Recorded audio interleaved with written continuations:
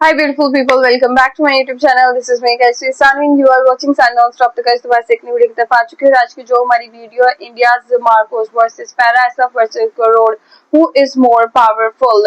और ये जो है वो वीडियो जो है एक आर्मी ऑफिसर की ही वीडियो है। और इसमें देखते हैं कि गौरव ठाकुर जो है वो पूछेंगे और वो उसका क्या जवाब देते हैं कि कौन ज्यादा जो है पावरफुल और कौन एक दूसरे से जो है वो बेहतर है। खैर in my point of view जो है वो ये होता है कि सभी मिलके जो है अगर एकजुट हो जाए ना तो पूरी कंट्री सिक्योर होती है। तो मेरे ख्याल से बड़ा छोटा कुछ नहीं होता, कभी कभी बहुत छोटी जो आपके सिस्टम होते हैं ना वही आपको बचा लेते हैं, कभी ऐसे भी हो सकता है। तो लाइक सब्सक्राइब शेयर जरूर कीजिएगा। तो बिना टाइम को गवाए let's jump into the video because बहुत सारे लोग वीडियो देखकर सब्सक्राइब नहीं करते। यहाँ सब्सक्राइब करना, तो let's start the video guys. Indian military में 3 फोर्सेस आते हैं, आर्मी, नेवी, एयरफोर्स। सारे फोर्सेस के स्पेशल फोर्सेस होते हैं। आर्मी के पैराट्रूपर कमांडोज हो गए, हाँ जी। एयरफोर्स के गरुड़ हो गए और नेवी के मार्कोस हो गए। तो ये तीनों का जो सिलेक्शन क्राइटेरिया होता है, ट्रेनिंग जो होती है और ये जो weapons equipments defence equipments use करते हैं, इसमें क्या डिफरेंस होता है, ये व्यूअर्स को बता सकते हैं क्या? देखिए कोई भी जो स्पेशल फोर्स है, चाहे वो आर्मी की है, एयरफोर्स की है, नेवी की है, एक मैंडेट फॉलो करती है। एक चार्टर ऑफ एक रोल होता है, एक टास्क होता है जो उसको करना होता है। लाइक अगर आप सी बॉर्न ऑपरेशंस की बात करेंगे, राइट। सो ऑब्वियसली जो मार्कोस हैं, because being from the navy के होने के लिहाज से उनको जो समुंदर बेस्ड ऑपरेशंस हैं उसकी उसमें महारत होगी। When you talk of para SF पर से, वी आर सबको अपने अपनी महारत है। द फोर्सेस एंड द अच्छा, ये जिसको टिप पैरा ऑफ द से स्पीयर कहते हैं, भाले की नोक। Okay. So we are the best when it comes to carrying out operations on the ground terrains and yeah, in mountains, deserts, jungles, high altitude area, जिसमें आप 16-17 हज़ार feet की हाइट्स पे आप माउंटेन्स में कर रहे हैं। सिमिलरली गरुड़ का एयरफोर्स के लिहाज से अलग टास्क है। कुछ कॉमन स्किल्स और वेपन प्रोफाइलिंग कॉमन रहती है स्पेशल फोर्सेस की। Like Garuds will also do a combat free fall जिसमें आप 25,000 फीट से जंप करते हो। आर्मी वाले भी करते हैं और नेवी वाले भी करते हैं। Okay. It is just that skill, आपको वो स्किल इसलिए सिखाया जाता है क्योंकि अगर बाय चांस आपको ज़रूरत पड़ जाए कि एक फोर्स को अपने किसी एमरजेंट और इम्प्रॉम्प्चू टास्क के लिए डिप्लॉय करना है, हाँ। और वो फोर्स आपके पास बिल्कुल आपके पास है जहां से आपका रिएक्शन टाइम कम हो रहा है। बिकॉज जब आप नेशनल स्ट्रैटेजी की बात करते हैं, हाँ। जब आप बिकॉज ये सारी जो फोर्सेस का आपने नाम लिया, ये QRFs हैं, quick reaction forces, right. So they have to act बिल्कुल at the drop of the hat. यानी कि इधर इवेंट हुआ, go back, get into the zone, do your work, come out, है ना। तो अगर आपको उस टाइप की बात करनी है, आपको वो तैयारी करनी है, तो जो मैं कॉमन स्किल्स की बात कर रहा था, हाँ। वो आपको इसलिए सिखाए जाते हैं क्योंकि हो सकता है कि एक फोर्स को एक थिएटर से निकाल कर वहां तक पहुंचाने में थोड़ा टाइम लगे। हाँ। तो अगर आपके पास कॉमन स्किल्स वाली फोर्सेस सबके पास हैं तो at least you can have some reaction. But when it comes to training per se, हाँ। बिकॉज एक एयरफोर्स का विंग है, एक आर्मी का विंग है, एक नेवी का विंग है, obviously training has to be different, selection process has to be different. जो नेवी के लिए इंपॉर्टेंट है वो आर्मी के लिए उतना इंपॉर्टेंट नहीं होगा। बट इट डजंट मीन कि किसी की ट्रेनिंग कम है या ये स्पेशल फोर्स ज्यादा है। यही अगर तो मैं आप कह रही कॉम्बैट एक्सपोजर से बात करेंगे कि आप कॉम्बैट ऑपरेशंस देखेंगे, the oldest is para SF, 1965 में रेज हुई थी, ठीक है। बाकी other two forces, MARCOS and all, are comparatively younger. Okay. आप समझ रहे हैं। आप गैलेंट्री अवार्ड्स की बात करेंगे, आप सक्सेसफुल मिशंस की बात करेंगे, obviously para SF will have a upper hand because वो लगातार काउंटर टेररिस्ट ऑपरेशंस में, वेदर जम्मू एंड कश्मीर है या नॉर्थ ईस्ट में है, कंटिन्यूसली डिप्लॉयड है। ज्यादा डिप्लॉयमेंट उन्हीं का ज्यादा का डिप्लॉयमेंट उन्हीं का होता है क्योंकि majority of the force level is that it has been doing that job, it is trusted to do that job. अब आप बोलेंगे कि पैरा एसएफ को गल्फ ऑफ एडन में एंटी पायरेसी ऑप्स के लिए obviously MARCOS will do that, yeah. So the general view और जो व्यूअर्स को है, ऐसा बोलना कि ये फोर्स बहुत अच्छी है और ये फोर्स कम है, ऐसा कुछ नहीं है. जब आप माइंडसेट की, स्पेशल फोर्सेस माइंडसेट की पर से बात करते हैं, हाँ, दैट इज, आप वर्ल्ड की सारी स्पेशल फोर्सेस के आप देख लेंगे तो 19-20 का फर्क है. Where the difference comes is in terms of equipment and technology. हाँ, so no special force I would say कि इज लाइक अलग ही, उस पर सब अपने मैंडेट के हिसाब से अपनी तैयारी करती है. ऑब्वियसली जिस ऑपरेटिव ने और जिस स्पेशल फोर्स ने कॉम्बैट ऑपरेशंस, जिसका बैरल जिसको हम कहते हैं, राइफल का हमेशा गर्म रहा है, हाँ, obviously they will have a upper as because उन्होंने कॉम्बैट ज्यादा देखा है. एक्सपीरियंस आप जितना कॉम्बैट ऑपरेशंस करेंगे, आप जितने मैं बहुत जगह पॉडकास्ट में लोगों को बताता हूँ कि जो वॉरियर होता है हाँ. और जो कॉम्बेटेंट होता है, हाँ, वो माँ के पेट से जन्म नहीं लेता है. राइट, भाई भी आके बनते हैं सारे. यानी कि मेरे 4 फादर्स और मैं जनरेशनल फौजी हूँ. हाँ, मेरे grandfather father were all in the army. However जब मैंने पहला मिलिटेंट मारा या मैंने जो ऑपरेशंस किए, उसमें मेरे बडी ने और जो मेरी सिखलाई थी, मैंने पहला ऑपरेशन किया, फिर मेरे को पता लगा अच्छा गोली, अभी हम उस चीज की बात कर रहे हैं जहां टारगेट आपके ऊपर फायर बैक कर रहा है. आप रेंज पे सिर्फ इधर से ही फायर कर रहे हैं, उधर से फायर वन साइडेड है. बट जब 2 साइडेड कॉन्टैक्ट शुरू होता है, many things go in operatives mind. Your training will come into play, but जब आप एक बारी फायर फाइट से निकलते हो तो आपको पता लगता है कि मेरे को अगर मिलिटेंट सामने है तो मेरे को कैसे आड़ लेनी है, मेरा कवर कैसे होना चाहिए, मेरा राइट और लेफ्ट शोल्डर, मेरा वेपन और मेरी साइड कैसे अलाइन होनी चाहिए.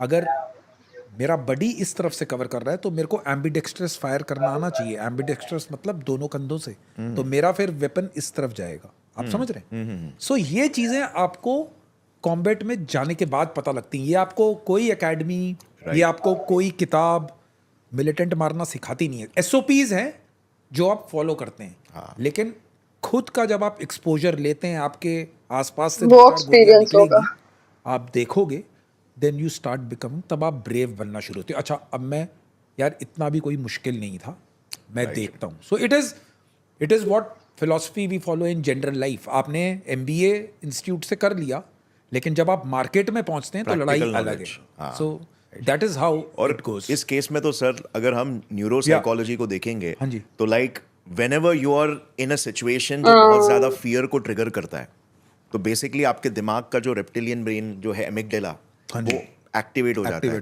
And it starts hijacking your conscious mind, like prefrontal cortex उसको हाईजैक करने लगता है. Okay, and you start making very emotional irrational decisions.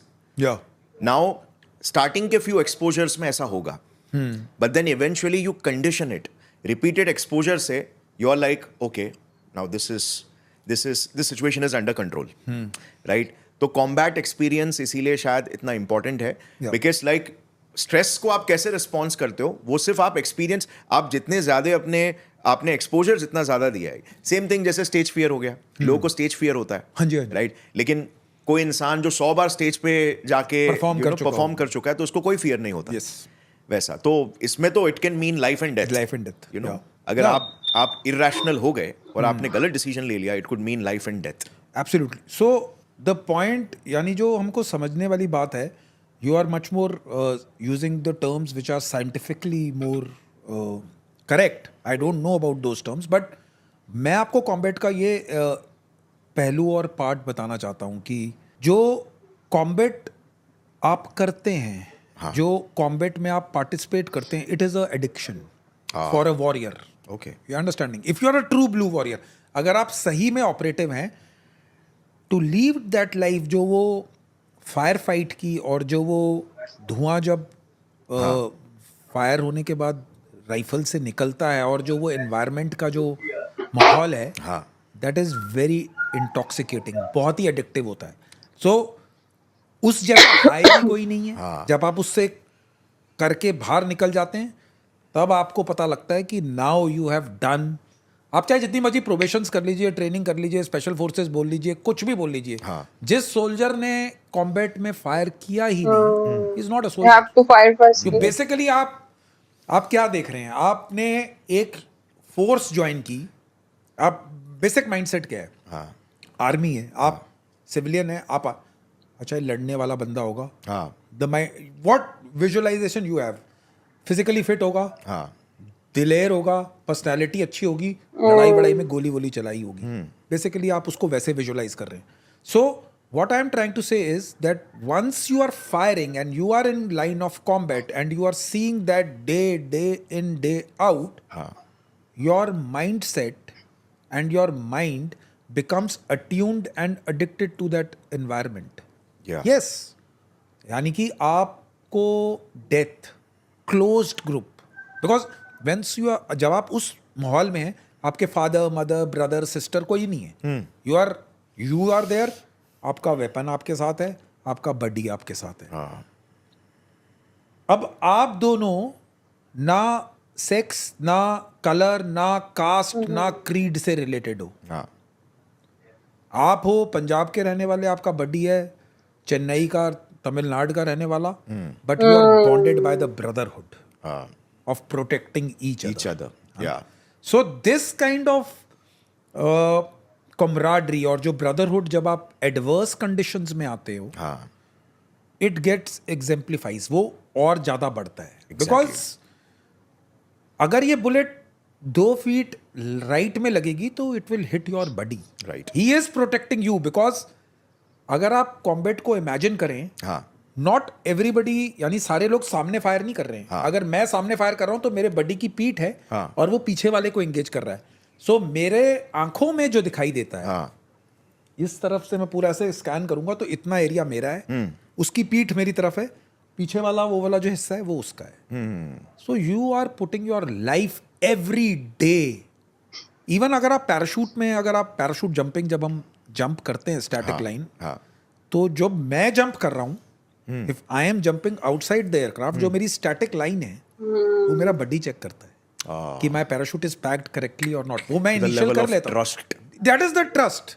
अब आप कहेंगे कि वो ट्रस्ट कैसे डेवलप होता है? एवरी डे दैट ट्रस्ट आपके अंदर घुस रहा है। आप काउंटर टेररिस्ट ऑपरेशंस में जा रहे हो, आप लोड टेबल बनाते हो अपने रक्सैक का, अगर 33, बिकॉज आप जब 15-16 हज़ार की फीट की हाइट में 12-14 हज़ार में आपने पूरी पूरी रात चलना है, तो 10 ग्राम 15 ग्राम का वेट भी मैटर करता है, क्योंकि आपकी बॉडी उसको उठाकर चल रही है। राइट। सो अगर जहां आपने 2 चीजें लेकर जानी थी, अगर आप दोनों एक ही चीज लेकर उसको अपने बॉडी के साथ उसको वेट को कम कर सकते हो, so it teaches you many more things, just more than the, यानी वेट के अलावा भी आपको बहुत सारी चीजें सिखा रहा है। आप समझ रहे हो? आपको कम, हम एक ही स्लीपिंग बैग में बैठे हैं, अब वो स्लीपिंग बैग बारिश पड़ रही है, अब आप छाता तो उधर खोलोगे नहीं, because you are sitting in operations, वो गीला हो रहा है स्लीपिंग बैग, आप अपने बॉडी के साथ, तो आप हर मोमेंट अपनी लाइफ का, जब आप स्पेशल फोर्सेस में गए, आप हर मोमेंट अपनी लाइफ का उसके साथ यू आर अपना जो ब्रदरहुड और जो अपनी टीम स्पिरिट है उसको आप बढ़ा रहे हैं। Right. So in real life people, अगर आपने किसी के साथ पब में बैठकर बियर पी है, आर्मी मेंबर्स ने, लेकिन जब आपने किसी के साथ 12,000 फीट पे -4-5 डिग्री में 3 रातें एक ही पोजीशन पे बिना हिले डुले, वो नहीं बारिश आपको बर्फ तूफान में आपने काटी हैं, वो आप You will never forget those moments. because friendship which is made in adversity will have lot, वो it will last for much longer period. That is human nature. Right. Because जिसने आपकी मदद तब की है जब आपके पास ठीक खाना नहीं था, conditions were not conducive. So that brotherhood is totally different. ऐसा एटीट्यूड की, एक अल्फा टाइप का एटीट्यूड की, लाइक मतलब करेंगे मरेंगे वैसा टाइप का जो एटीट्यूड होता है ना, कि आप करके आएंगे, तो उसके लिए भी प्री सिलेक्शन होता रहेगा ना, मतलब मोस्टली वैसे ही लोग होते हैं यूनिट में। सिलेक्शन, वही मैंने आपको जो what I am trying to tell you is that you have to, यानी कि आपको उसको अनबिलीवेबल जो थिंग्स है ना, जो चीजें हैं जो नॉर्म से हटकर है, वो आपको उसको करवाना ही पड़ेगा। नहीं तो वो नहीं है। वाला अल्फा वाला एटीट्यूड नॉर्मल।